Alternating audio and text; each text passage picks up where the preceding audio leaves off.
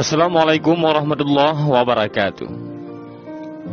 Alkisah, ada seorang konglomerat yang sangat kaya raya menulis surat wasiatnya, yaitu barang siapa yang mau menemaniku selama 40 hari di dalam kubur setelah aku mati, akan aku beri warisan separuh dari harta peninggalanku. Lalu ditanyakanlah hal itu kepada anak-anaknya, apakah mereka sanggup menjaganya di alam kubur nanti? Tapi anak-anaknya menjawab, mana mungkin kami sanggup menjaga ayah, karena pada saat itu ayah sudah menjadi mayat. Keesokan harinya dipanggillah semua adik-adiknya, dan beliau kembali bertanya, adik-adikku, sanggupkah di antara kalian yang menemaniku di dalam kubur selama 40 hari setelah aku mati nanti? Aku akan memberi setengah dari hartaku. Adik-adiknya pun menjawab, apakah engkau sudah gila? Mana mungkin ada orang yang sanggup bersama mayat selama itu dalam tanah? Lalu dengan sedih konglomerat tadi memanggil ajudannya untuk mengumumkan penawaran istimewanya itu kepada para penduduk. Akhirnya sampai jugalah pada hari di mana konglomerat tersebut kembali ke rahmatullah. Kuburnya dihias megah laksana sebuah peristirahatan termewah dengan semua perlengkapannya.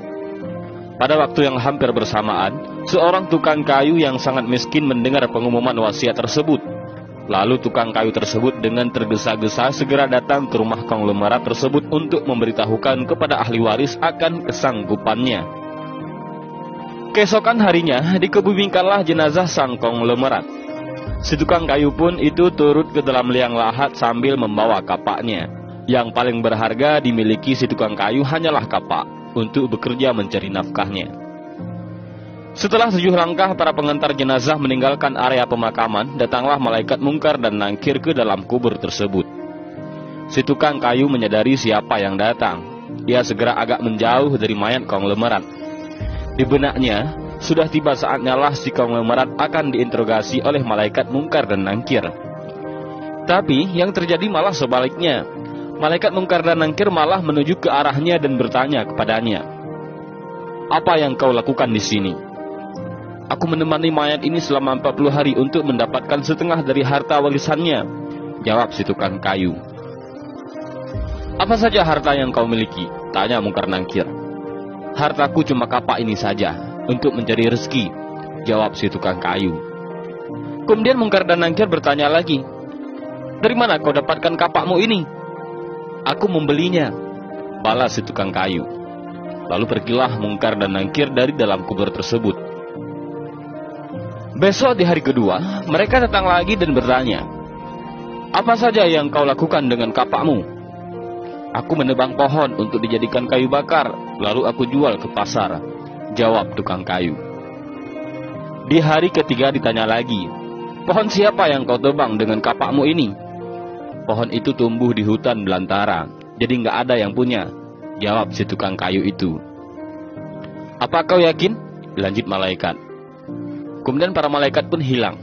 Datang lagi di hari keempat, mereka bertanya lagi, adakah kau potong pohon-pohon tersebut dengan kapak ini sesuai ukurannya dan beratnya yang sama untuk dijual? Aku potong dikira-kira saja, mana mungkin ukurannya bisa sama rata, tegas tukang kayu. Begitu terus yang dilakukan malaikat mungkar dan nangkir. Datang dan pergi sampai tak terasa sekarang 39 hari sudah. Dan yang ditanyakan masih berkisar dengan kapak tersebut. Di hari terakhir yang ke-40, datanglah mungkar dan nangkir sekali lagi bertemu dengan tukang kayu tersebut. Berkatalah mungkar dan nangkir, hari ini kami akan kembali bertanya soal kapakmu ini. Belum sempat mungkar dan nangkir melanjutkan pertanyaannya, si tukang kayu tersebut segera melarikan diri ke atas dan membuka pintu kubur tersebut. Ternyata di luar sudah banyak orang yang menantikan kehadirannya untuk keluar dari kubur tersebut.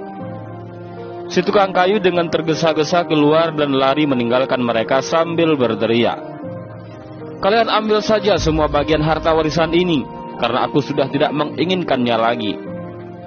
Sesampai di rumah, si tukang kayu berkata kepada istrinya, aku sudah tidak menginginkan separuh harta warisan dari mayat itu.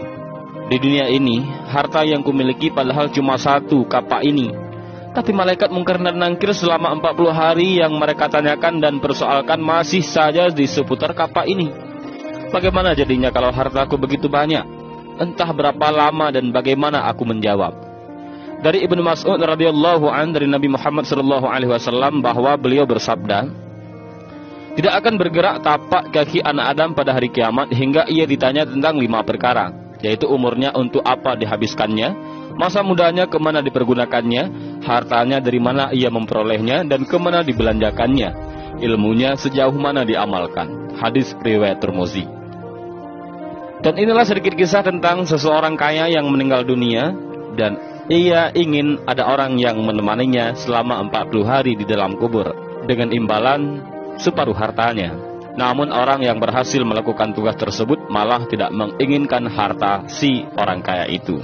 Dan mudah-mudahan kisah singkat ini bermanfaat bagi kita semua. Amin ya rabbal alamin. Wallahu a'lam bishawab. Assalamualaikum warahmatullahi wabarakatuh.